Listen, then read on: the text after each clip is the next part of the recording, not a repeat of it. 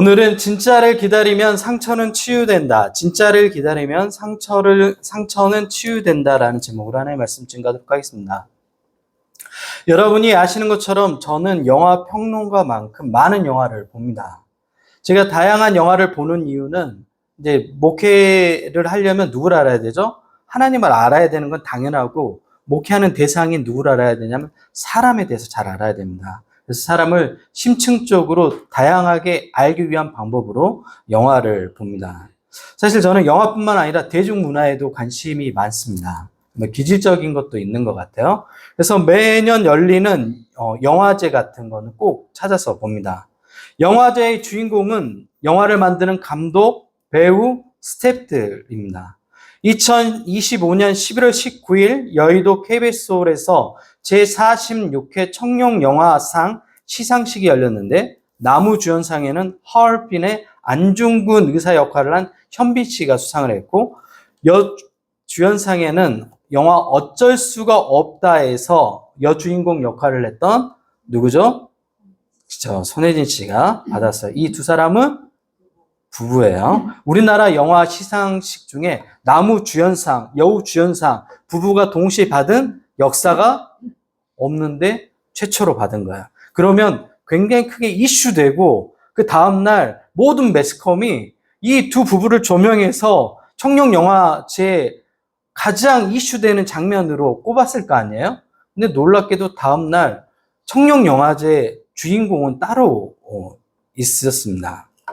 보통 영화제는 주인공인 남녀 주연상을 받은 사람이나 또 감독상은 박찬욱 감독이 받았어요. 여러분 모두가 예상하셨겠지만. 근데 이 사람들이 주인공이어야 되는데 당시 주인공이 누구였냐면 그 축하 무대를 하러 온 두 명의 가수가 주인공이 되었습니다. 그래서 이 축하 공연을 본 사람들은 영화보다 더 영화 같은 무대였다고 극찬을 쏟아냈습니다. 이날 축하 공연을 한 가수는 악뮤의 이찬혁, 그리고 또 한 명의 여자 가수는 마마무의 화사였습니다. 이찬혁은 멸종 위기의 사랑이라는 곡을 불렀고 화사는 굿 굿바이라는 곡을 불렀습니다. 이찬혁의 멸종 위기의 사랑, 그 아버지가 선교사님이거든요. 그래서 그런지 이 어떤 본질에 대한 고민이 많은 것 같아요. 모르겠어요. 그게 신앙적인 영향인지 아니면 이찬혁이라는 사람의 어떤 기질 때문인지 모르겠지만 지금 우리가 살고 있는 이 한국 사회는 사랑이 온전히 보존될 수 없는 사회라고 이야기합니다. 그 멸종위기의 사랑이 그 내용을 담고 있어요. 그래서 더 이상 사랑은 있지만 그 사랑을 할 수 있는 능력을 가진 생태계에 사람들이 없기 때문에 우리는 사랑의 종말론을 막고 있다고 해요. 종말론은 세상이 끝나는 것을 종말론이라고 얘기하는데 막고 있다고 이야기합니다. 가사의 내용은 연결은 쉬워졌지만 머무는 일이 어렵다고 얘기합니다. 고백은 가벼워졌지만 책임지는 사랑이 없다고 얘기하죠. 멸종 위기의 사랑은 사랑이 사라진 세상이 아니라 사랑을 보존할 줄 모르는 인간을 그린 노래입니다. 저는 개인적으로 이 이찬혁이라는 아티스트가 추구하는 방향성과 태도가 너무 좋습니다. 그는 가짜 감정 말고 진짜 감정으로 무대에서 노래하고 싶다고 얘기해요. 그래서 함께 이제 백댄서로 있는 친구들이 다 뮤지컬 배우들이에요. 근데 그 무대에서 진짜 감정으로 같이 즐거워했으면 좋겠다고 해요. 인위적으로 연출된 게 아니라 정말 그 보는 사람도 보면서 뭘 느끼죠? 아, 정말 재밌게 노래하고 있구나라는 걸 느낄 수 있죠. 그래서 실제로 코러스 그리고 여러 명의 대규모의 스텝을 꾸립니다. 가수가 그렇게 무대를 쓸면 남는 수익이 없죠. 왜요? 인건비 때문에 그래요. 코러스 한 명당 얼마씩 줘야 돼요. 이런 계산들이 있거든요. 백댄서 한 명당 얼마씩 줘야 돼요. 근데 그 대규모의 공연을 그 많은 스태프들과 무대에 쓸 때마다 하는 이유는 무대에 대해서 진심인 거야. 가짜로 하고 싶지 않다는 거야. 진짜 감정으로 노래하고 싶다고 얘기하는 거야. 좀 엉뚱하죠. 자본주의에 안 맞는 그런 가수죠. 하지만 사람들이 그의 진정성을 인정했고 그래서 그의 노래를 사랑해주고 있습니다. 청룡영화제의 또 다른 주인공은 여가수 화사였습니다. 그녀는 굿 굿바이라는 곡을 부르면서 인위적이지 않고 자연스러운 몸 동작 이렇게 하는 동작이 있거든요. 네, 하여튼 그런 동작이 있어요. 제가 잘 못했나요? 네. 근데 그 동작을 보는데 너무 자연스러운 거야. 인위적이지 않은데 너무 세련되게 보이는 거야. 마치 미국의 아티스트 레이디 가가 같은 느낌인 거예요. 우리나라에서 정말 진짜 무대를 감동 있게 연출하는 그런 가수구나라는 생각이 들었습니다. 그녀가 부른 굿북바이의 가사 내용이 제 마음에 머물러서 제가 걸그룹에 감동할 줄 몰랐어요. 제가 핑클부터 시작해가지고 지금 거의 20년 가까이 걸그룹의 노래를 들었거든요. 핑클 모르죠? 여러분 모를 거예요? 네. 하여튼 핑클이라고 있어요. SES, 핑클, 1세대 여가수 걸그룹들이에요. 네. 그 사람들이 노래 부를 때부터 해서 지금까지 나는 걸그룹 노래에 대해서 무시했는데 화사한 노래가 내 마음에 머무는 거야. 굿굿바이가. 내 얘기 같은 거야. 내 상황인 것 같은 거야. 그리고 내 마음에 머물러서 계속 있는 거야. 그녀는 아름다운 이별에 대한 경험을 곡으로 썼는데 그 내용이 아름다운 이별 굿굿바이로 표현한 겁니다. 그녀의 무대를 보면 아름다운 사랑과 이별의 감정이 그 무대에서 고스란히 드러납니다. 전반적인 구성과 흐름보다 제가 더 주목해서 보는 것은 그녀의 태도예요. 노래 부를 때 자세. 네. 너무 감동적이. 한번 봐보세요. 네. 그리고 청룡영화제에서 이제 박정민이라는 배우하고 같이 퍼포먼스를 한 장면이 있는데 박정민 씨는 청룡영화제에서 상을 못 받았는데 주인공이 돼버렸어요. 그래가지고 지금 많은 여인들의 마음을 훔치는 그런 남자가 됐죠. 그걸 만들어준 사람 누구냐면 화사라는 가수야. 그 분위기나 이런 모든 것들을 연출해줬죠. 너무 많은 얘기를 했나요? 제가 홍보하는 건 아니에요. 지금 1위예요. 굿굿바이가. 그러니까 제가 홍보 안 해도 충분히 인기를 누리고 있는 곡이에요. 우리가 헤어질 때 대부분 어떠죠? 내가 떠나면 너 외로워질 거야. 협박하죠. 그러면서 조금만 기분 나쁘면 헤어져. 그러면 상대방은 어떤 감정을 느끼죠? 상실할까봐 두려워하는 감정에 휩싸이게 되죠. 그러면서 피폐해지기 시작하면서 그 과정들이 계속 지속되다 보면 어떻게 돼요? 너덜너덜해져요. 그래서 대부분 이별은 끝나고 난 다음에 어떻게 되죠? 감정이 다 소진될 만큼 너덜너덜해져요. 아름다운 감정이 없어. 그래가지고 그 애를 너무 사랑했었는데 이런 얘기가 잘 안 나오죠. 원수 같은 놈 이렇게 바뀌어버리죠. 네. 아름다운 이별이 없죠. 근데 그 아름다운 이별을 그린 거야. 보내주면서도 너를 축복하면서 보내줄 거야. 네. 너무 멋진 제가 추구하는 그런 삶의 태도인 것 같아요. 이찬혁, 화사 모두 왜 대중들에게 사랑받고 있을까요? 그들이 뛰어난 가창력이 있어서? 아니요. 가창력 있는 가수는 충분히 많이 있잖아요. 그럼 왜 사랑받을까요? 지금 이 두 가수가 왜 조명받고 사람들에게 이슈를 불러일으킬까요? 진짜 노래를 부르기 때문에 그래요. 진짜 감정을 가지고 노래를 하기 때문에 그렇습니다. 여러분, 진짜와 가짜는 구분하기가 어렵습니다.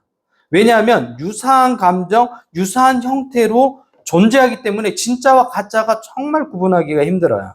기독교도 마찬가지예요. 유사 기독교, 우리가 소위 이단이라고 부르잖아요. 그 이단이라고 부르는 단체의 가르침이 굉장히 매력적이에요.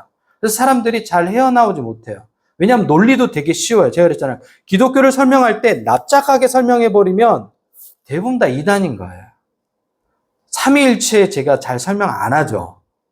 왜냐하면 공간감 있게 설명을 안 해주면 삼위일체가 좀 어려운 말로 양태론으로 설명하거든요. 네. 그래서 마치 개구리가 처음에 올챙이였다가 개구리가 됐다가 이런 과정처럼 설명해버리면 안 돼요. 동시에 성령 하나님, 성부 하나님, 그 다음에 예수님 이 삼위 인격이 모두 다 존재하는 방식으로 설명해야 돼요. 사랑이란 본질로. 그래서 좀 어려워요. 왜냐하면 우리가 가지고 있는 차원으로 이해하기가 어렵단 말이에요. 그래서 잘 설명을 안 하는데 그런 것들을 납작하게 설명해버리면 듣기는 쉬우나 내용이 이단이 되어버리는 거죠. 모든 게 마찬가지예요. 사랑은 무엇이다 정의해버리면 쉽잖아요. 하지만 사랑이 그렇게 쉬워요? 굉장히 다양한 감정과 복합적인 내용들을 담고 있어서 어떻게 표현하면 입체적으로 묘사해야 되는 거예요. 네. 사랑은 얄미운 나비인가 이렇게 심플하게 얘기해버리면 네. 너무 사랑에 대해서 왜곡되게 표현되는 거죠. 문제는 가짜에는 생명력이 없습니다. 모든 가짜, 모조품은 생명력이 없어요. 생명을 주지 않고 오히려 존재를 망치죠. 그렇다면 우리는 어떻게 진짜와 가짜를 구분할 수 있을까요? 제가 아는 분이 교제했던 남자가 명품을 선물했는데 나중에 좀 경제적으로 어려서 팔려고 했더니 그 명품이 뭐였을까요? 짝퉁이었어. 그래서 입만 열면 거짓말. 요즘 그런 사람도 많죠. 정치인들도 입만 열면 거짓말하는 사람도 많잖아요. 여러분은 진짜와 가짜를 구분하는 여러분 기준이 있나요? 방법이 있나요? 어떻게 진짜와 가짜를 구분하죠? 여러분이 만난 사람이 저 사람은 진짜 좋은 사람이야. 어떻게 구분하죠? 네. 사실은 하나밖에 없어요. 어떤 방법일까요? 진짜와 가짜를 구분하는 방법 하나밖에 없어요. 어떤 방법일까요? 진짜를 많이 봐야 되는 거야. 감정사들이 가장 많이 하는 게 원본을 많이 봐요. 진품을. 그래야 원본에 대한 특성들을 파악해서 가짜를 알 수 있는 겁니다. 좋은 사랑을 많이 본 사람만이 진짜 사랑을 할 수 있어요. 숫자 있는 사랑을 한 사람이 좋은 사랑을 한다? 그 거짓말이겠죠. 네. 유사 사랑하는 사람들은 절대로 좋은 사랑을 할 수 없습니다. 좋은 신앙을 경험한 사람들만이 가짜 신앙을 한 번에 알아볼 수 있죠. 누군가가 와서 여러분에게 속여요. 그러면 여러분이 좋은 신앙을 보고 배웠어요. 그럼 뭐라고 얘기하죠? 이거 가짜네 얘기하잖아요. 가스라이팅 하면 뭐라고 얘기하죠? 이거 이단 단체 아니야? 이런 생각 들죠. 여러분이 좋은 것들을 많이 들었으면 나쁜 것들이 훨씬 많이 보여요. 근데 나쁜 것들에 익숙해져 있으면 오히려 좋은 거를 못 봐요.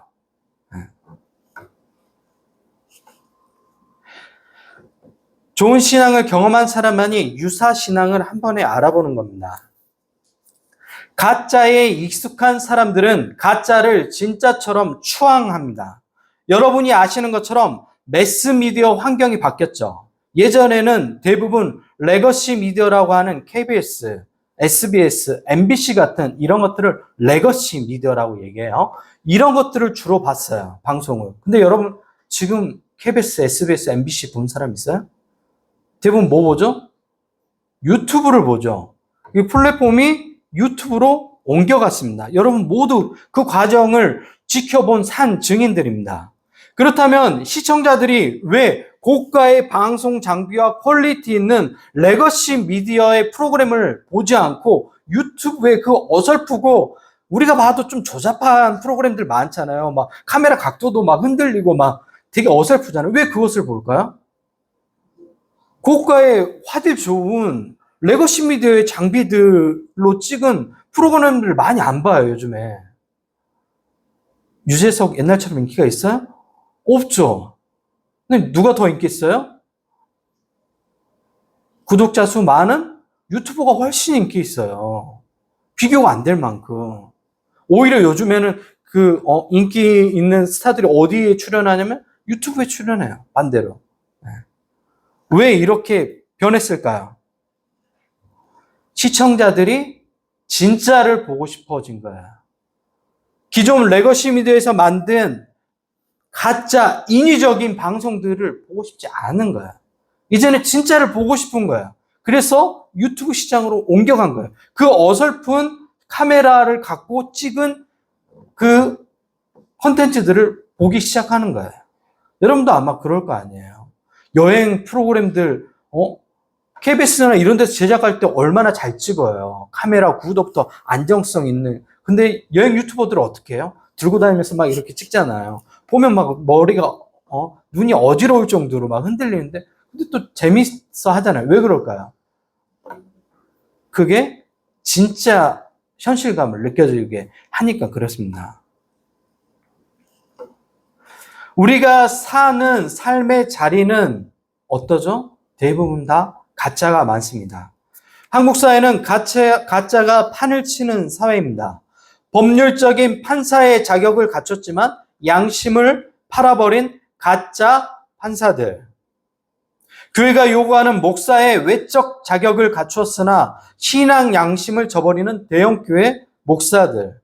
공공의 이익을 위해 헌신하기로 다짐하며 공무원이 되었으나 개인의 사익에 따라 공공의 이익을 저버리는 공무원들. 생애를 인류 봉사와 환자를 위해 바치겠다며 히포크라테스 선서를 한 의사들은 자본주의의 노예가 되어 이익 앞에서 생명을 어떻게 해요? 내팽개쳐버려요. 진짜 의사가를 찾기 힘든 시대입니다. 오늘 우리가 살펴본 본문에는 이스라엘의 회복을 기다린 두 명의 사람들이 나옵니다. 한 사람은 시므온이고 또 다른 한 사람은 아셀 지파 바누엘의 딸 안나 선지자입니다. 오늘은 이 안나 선지자의 삶을 살펴보려고 합니다. 그녀는 84세이고 젊은 시절 남편과 결혼했는데 남편이 너무 일찍 죽었어요. 7년 결혼 생활하고 끝나버린 거야, 인생이. 그녀는 남편이 죽고 누군가를 기다렸습니다. 그녀의 텅 빈 삶의 의미를 채워줄 누군가를 기다렸습니다. 그 오랜 기다림은 그녀를 늙게 만들었어요. 이제 그녀는 노년의 할머니가 되었습니다. 그녀의 몸은 늙어가고 있었지만 그녀의 마음은 여전히 자신의 삶의 의미를 찾아들 누군가를 기다렸습니다.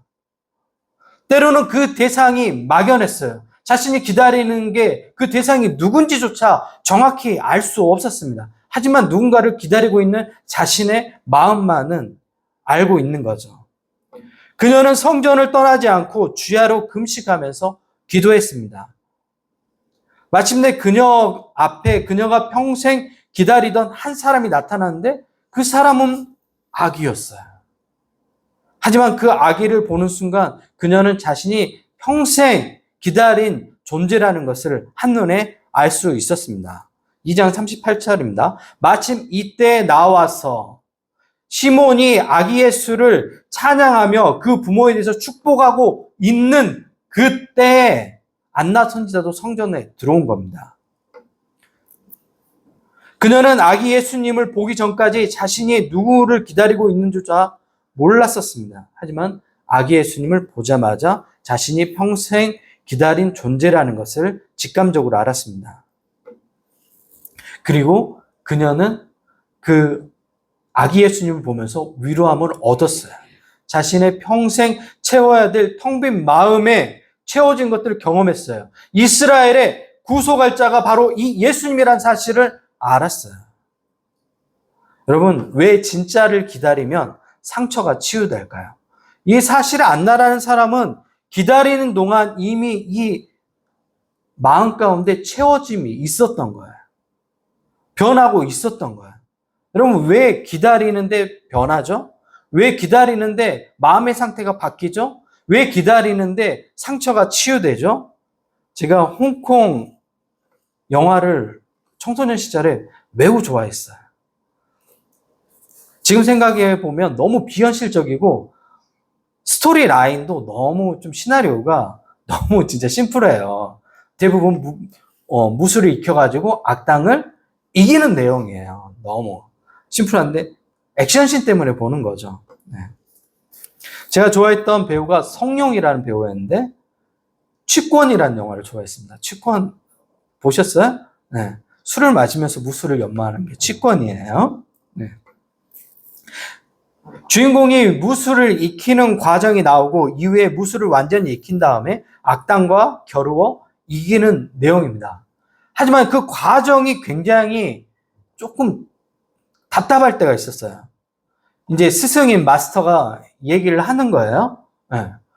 바로 무술을 알려주면 좋은데 대부분 다 어떤 일을 시키죠? 허드렛 일을 시켜요. 야, 물 떠와. 시내 가서. 그래서 물동이 들고 시내 가서 물 떠고. 야, 바닥 걸레질해. 나무에 와, 산에 가서. 계속 이런 일만 시키는 거야. 보는 내내 저도 답답한데 주인공인데 답답한 마음을 표현해요. 그리고 주인공이 화를 내는 거예요. 이제 스승에게. 내가 이런 거 하려고 여기 온 줄 아냐고. 내가 무술을 배워가지고 악당들을 처리해야 되는데 지금 계속해서 나 허드렛 일만 시키고 도대체 나한테 무술을 가르칠 생각이 있는 거냐고. 그때 이제 스승이 알려주는 거야. 뭘 알려주냐면 너의 몸 상태가 얼마나 무술을 배우기 적합한 상황으로 체력이 증진되었는지 알려주는 거야. 어떤 동작들을 통해서. 하다 보니까 자기가 이미 예전의 몸이 아닌 거예요. 과정 속에서 이미 바뀌어 있던 겁니다. 이 이야기가 도움이 되겠죠? 기다리는 과정이 그런 거예요. 우리한테는 허드렛 일로 보여요. 진짜를 기다리는 신앙이 허드렛 일처럼 보인다고요. 근데 여러분, 예수님을 기다리는 동안 우리 안에서 일어나는 일이 뭐죠? 성화가 일어나요. 성화라는 게 조금 어려운 말이고 신학적인 말이지만 쉽게 얘기하면 예수님을 닮아가는 과정을 성화라고 얘기해요. 거룩해지는 과정이에요. 기다리는 동안 이 과정이 우리 안에 일어나는 거예요. 진짜를 기다린 사람은 그 기다리는 동안에 자기 안에 변화가 일어나는 거예요. 진짜 사랑을 갈망하고 기다린 사람은 그 기다린 동안 자신의 이전에 있었던 좋지 않았던 경험들이 다 치유되는 경험들을 하는 거예요. 왜? 진짜를 기다리기 때문에. 가짜를 계속해서 접하는 사람들은 바뀌어요? 안 바뀌죠. 외로움 때문에 또 가짜를 맞아들여요. 바뀌어요? 안 바뀌죠. 진짜를 기다린 사람만이 바뀌는 거야. 저도 그런 경험들이 많아요. 진짜를 기다리다 보니까 뭐 내가 내면 치유, 여러분 제가 상처받았어 막 이런 얘기하는 거 못 봤죠. 제가 얘기했잖아요. 어린 시절 그 알코올 중독 할아버지 밑에서 자라서 어렸을 때 늘 폭행 당하고 삶이 없었어요. 그래서 제가 여러분의 그런 얘기예요. 제가 그 상처 받아가지고 권사님 제가 너무 힘들어요, 권사님. 하나요? 안 하죠. 왜 안 할까요? 왜 안 할까요? 제가 상처 치유 위해서 내면 치유 세미나 이런 데 갔을까요? 안 갔어요. 하나님 말씀 듣고 예수님을 쫓아가면서 계속 기다리는 것밖에 안 했어요. 근데 내 안에 변화들이 일어난 거예요. 그리고 어느 순간에 내 안에 변화들이 일어나니까 가장 먼저 그 변화가 뭘까요? 솔직해지는 거야. 자신 안에 상처가 치유된 사람들은 솔직해요. 솔직해진다고. 솔직하지 못한 사람들이 대부분의 이유가 뭐냐면 상처 때문에 감추려고 하는 거야. 바른 것을 기다리는 사람들은 변합니다. 진공된 감정과 상황 속에서 기다리는 것이 아니라 많은 환경과 그에 따른 수많은 유혹을 이겨내는 이 과정이 나의 내면을 완전히 변화시키는 거예요. 그래서 진짜를 기다리면 상처는 치유되는 겁니다. 이 과정에서 상처가 회복되는 거죠. 자신의 내면의 상처를 회복하기 위해서 진짜를 기다렸는데 상처가 이미 회복되어 있는 자신을 보는 거예요. 사람들은 환경이 바뀌면 자신이 변할 거라고 착각합니다. 환경만 계속 바뀌는 거예요. 사람만 계속 바뀌는 거예요. 진짜를 기다리는 그 중심이 있어야지만 바뀌기 시작하는 거예요. 진짜 신앙을 쫓아가는 사람만이 바뀌는 거예요. 기다리는 과정이 변화의 과정입니다. 여러분은 무엇을 기다리고 있습니까? 여러분 뭘 기다리고 있어요? 로또가 당첨되길 기다리고 있나요? 아니면 내 생에 획기적인 누군가를 만날 것을 기다리고 있나요? 제가 네, 얘기하면 안 되겠네. 아이가 있어. 네. 여러분 진짜를 원하나요? 여러분 진짜를 원해요?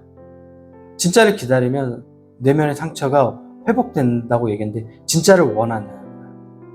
진짜를 원하지 않습니다. 현대인들은. 왜냐하면 진짜를 마주할 용기가 없기 때문에 그래요. 성서 속에 많은 사람들이 예수님이라는 진짜 진리를 마주했을 때 한결같은 반응이었어요. 어떤 반응이었을까요? 주님, 저는 죄인입니다. 사람들은 자기가 죄인이라는 거에 대한 마주할 용기가 없어요. 자기는 괜찮은 사람이어야 돼요. 자기는 좀 좋아 보이는 사람이어야 돼요. 베드로가 어떻게 무릎 꿇고 얘기하잖아요. 저는 죄인입니다. 저를 떠나십시오. 용기가 필요해요. 근데 대부분 사람들은 이렇게 못하죠.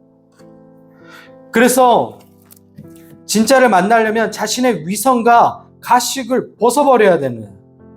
근데 위선과 가식을 벗지 못하죠. 왜? 자기를 포장해야 돼. 다른 사람이 이렇게 봤으면 좋겠어, 나는. 절대로 못 벗죠. 그래서 많은 사람이 익숙한 가면 뒤에 써서 거짓을 끊임없이 이야기하며 삶을 살아갑니다. 그런 사람들하고 대화가 이어질까요? 어렵죠. 진실된 대화를 못하죠. 오늘부터 대림절이 시작되었고 대림절은 기다림의 계절입니다. 우리가 만나야 될 분은 주님이고 그리스도가 되신 예수님입니다. 진짜를 기다리는 시간 동안 내 안에 시간도 다른 리듬으로 흘러가기 시작하는 거예요. 세상의 리듬과 다른 리듬으로 흘러가기 시작해요. 간절한 기다림, 진짜를 향한 기다림이 있을 때 우리 안에서 변화가 일어나요. 그게 내면의 상처가 치유되는 과정이고 내가 성장하는 과정입니다. 여러분 모두 진짜를 기다리는 사람들이 되었으면 좋겠습니다.